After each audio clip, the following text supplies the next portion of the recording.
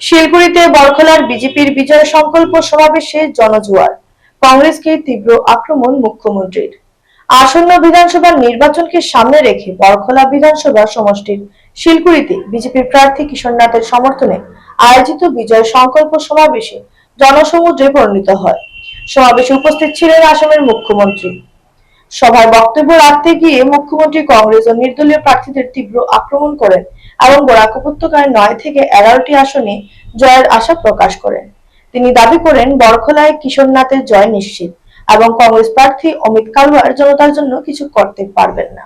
এদিন তিনি ঘোষণা করেন বিজেপি পুনরায় ক্ষমতায় এলে বরাক উপত্যকায় প্রায় 2 লক্ষ কর্মসংস্থান সৃষ্টি করা হবে। পাশাপাশি বাংলা ও হিন্দি মাধ্যমের জন্য বিশেষ টেট পরীক্ষার ব্যবস্থার আশ্বাস দেন। যুবকদের জন্য বড় ঘোষণা করে তিনি বলেন বরখলায় 10,000 যুবক যুবতীকে 2 লক্ষ টাকা করে আর্থিক সহায়তা দেওয়া হবে।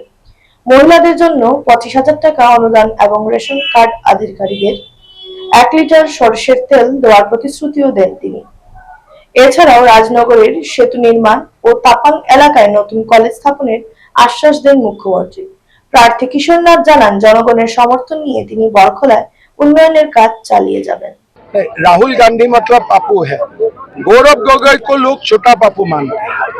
तो ये जो बोल रहा है हिमंत बिश्व शर्मा को अरेस्ट करेगा, इंदिरा गांधी को नया जन्म लेना पड़ेगा, राजीव गांधी को नया जन्म लेना पड़ेगा, राहुल को नया जन्म लेना पड़ेगा। इस जन्म में नहीं होगा तो 7 जन्म का बाद ही वो हिमंत बिश्व शर्मा का बाल बाका कर पाएगा।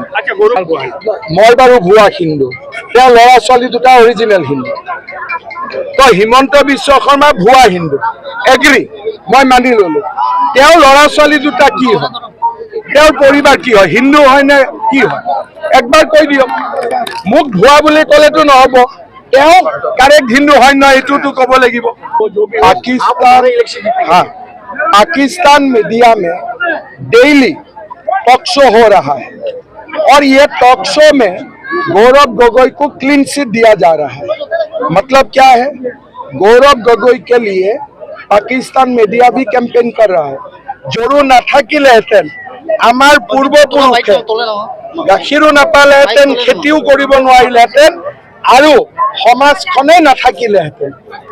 য'ত আমি ইছলাম ধৰ্মী মানুহক মানা কৰি আছো যে গৰু নাখাব মহ খাও, আৰু বহুত মুছলিম মানুহে মোৰ কথা মতে আজিকালি গৰু খোৱা বন্ধ কৰিছে। এও আকৌ গৰুৰ পিছফালে এডভাৰটাইজ কৰি আছে। এইটোতো মই ৰিকুৱেষ্ট কৰিম আমাৰ পাব্লিকক যে আপোনালোকে এফআইআৰ দিয়ক, কাৰণ পাব্লিকলি গৰু খালে as per cattle prevention act 3 years jail.